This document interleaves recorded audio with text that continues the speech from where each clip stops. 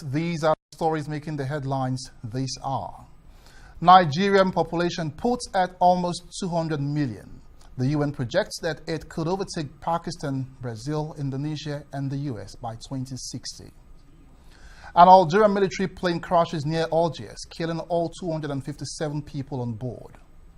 Plus, South Africa bids emotional farewell to Mama Winnie Mandela.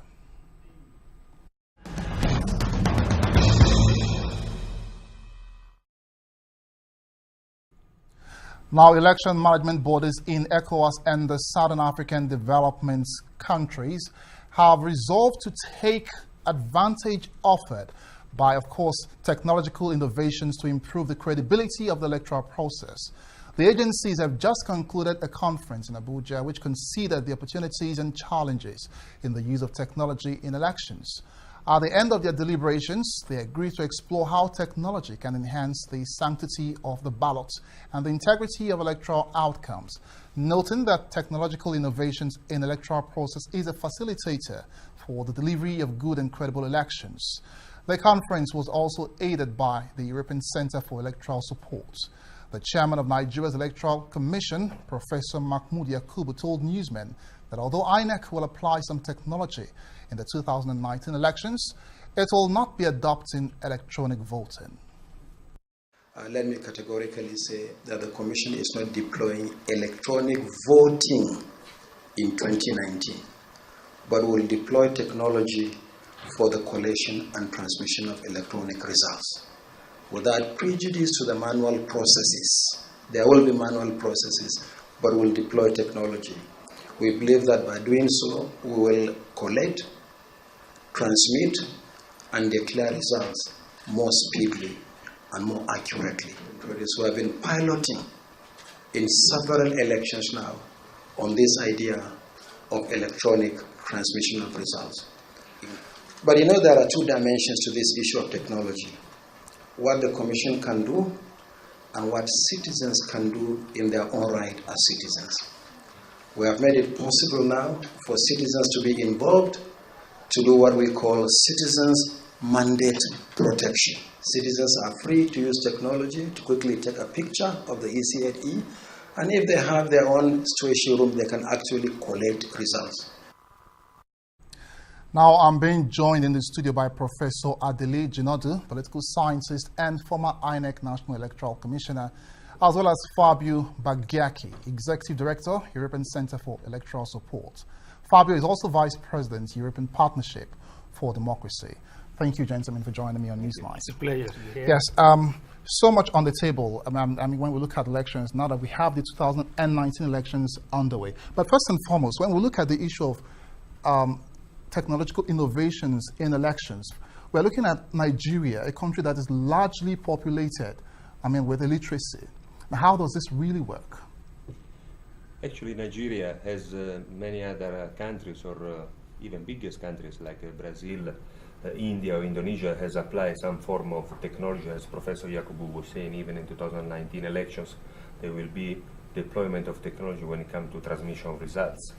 However, the question is not really related to infrastructure, or energy, or illiteracy. The question is related to the time available that you need to deploy this technology and the time that you need in order to work with all the electoral stakeholders, especially and including the competitors on elections, so political parties and candidates, and to convince also the public opinion that this technological innovation will bring the necessary increase in credibility and transparency, and also in the long-term reduction of cost, because this are the promises of any technological innovation in any field, but especially in elections. So the question is timing, feasibility studies, and trust that the electoral management bodies need to have in order to convince all the different electoral stakeholders, especially competitors in election, political parties and candidates, that this particular technological innovation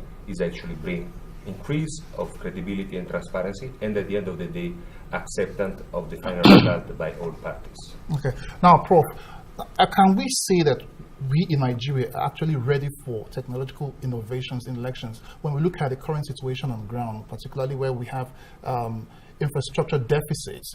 For instance, there is no power, the poor internet facilities, to mention but a few. How ready are we for electronic voting, or perhaps any form of technological innovations in elections? Well, the problem of underdevelopment is a very, very vital one, and it poses one of the critical challenges for the deployment of technology.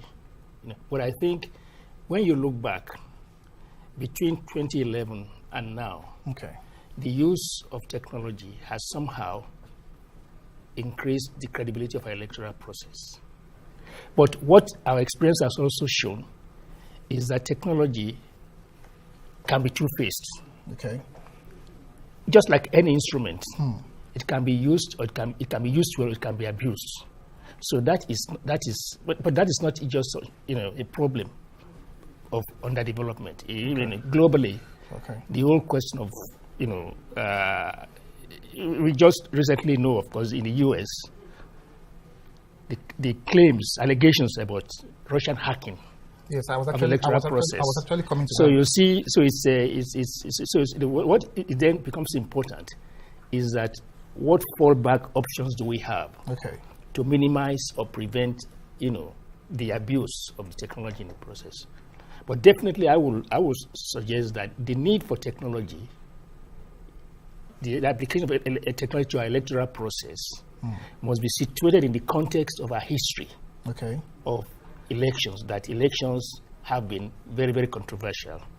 So there's a huge integrity cost to elections, which we are trying to use technology to address and resolve and minimize.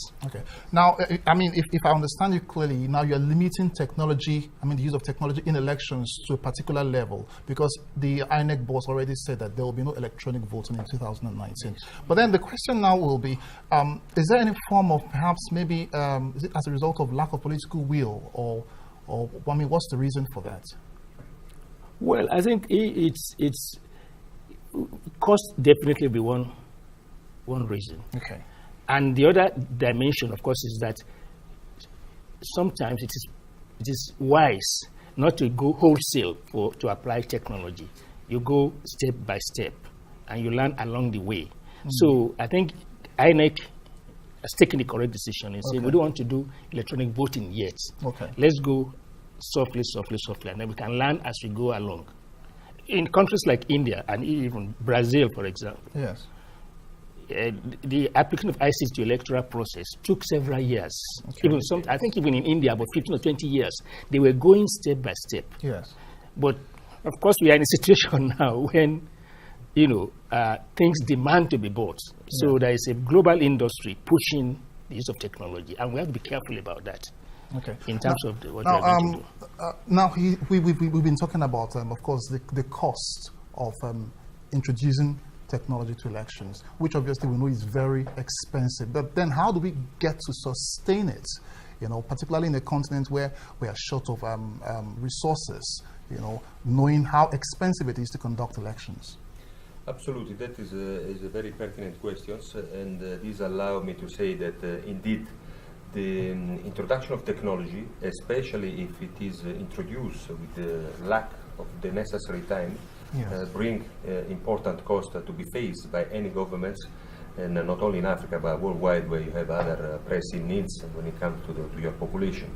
So therefore, in context where you have, of course, an important competition to access to power, and therefore you do need to increase the transparency and credibility at any electoral events.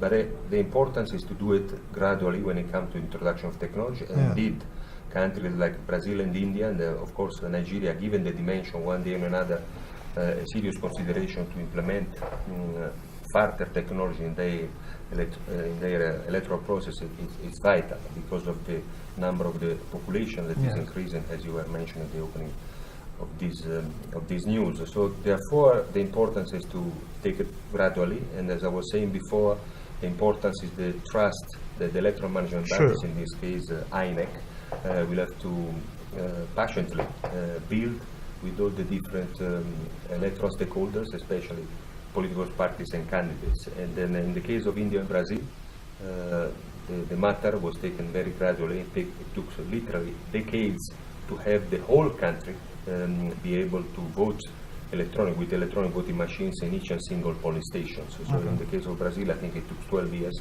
In the case of India, it's even more because of the huge size of their territory and population. Okay. Now, for such innovations to be brought to the fore, I mean, it requires a lot of what do you call it now? Campaigns or voter education. Exactly. Now, but then again, I'm not sure that a lot of people would really support this. But then, how do you get people to really key into this? I mean, for it to actually work. Well, success breeds success. True. So if we start off well, then people will come to have more and more belief in it. But I think at the same time also, we have to realize that there are other integrity costs of election. Exactly. So as we push forward with ICT in the electoral process, we must also look at some of the more basic things that we need to do in terms of ensuring the credibility of elections in the country. Citizen education is one thing. Okay. Doing voter registration well is one thing. Training your staff, particularly ad hoc staff, is another thing to do that, because eventually there can be no alternative to doing things simply and more economically.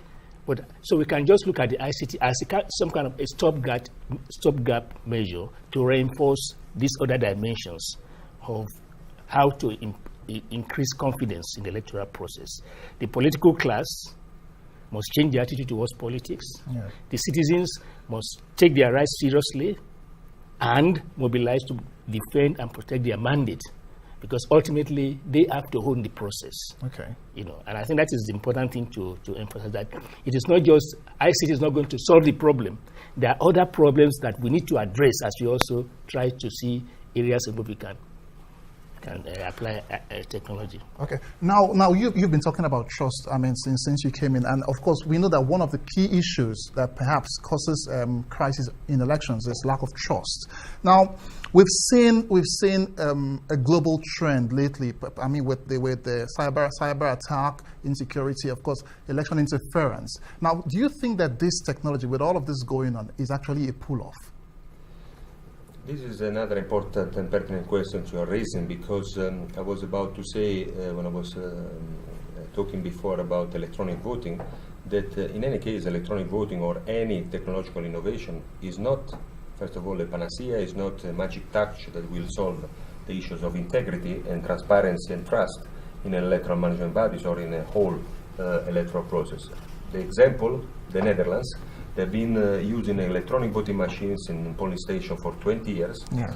Then recently they have launched a contest between hackers and different universities to beat, between brackets, the system, which indeed was beaten, and therefore some university has shown that the system was hackerable, and therefore the decision for the last election, 2017, they just held, was to go back to ballot papers. Okay. So definitely the technological development in elections should not be considered as a proof of better election or more advanced elections.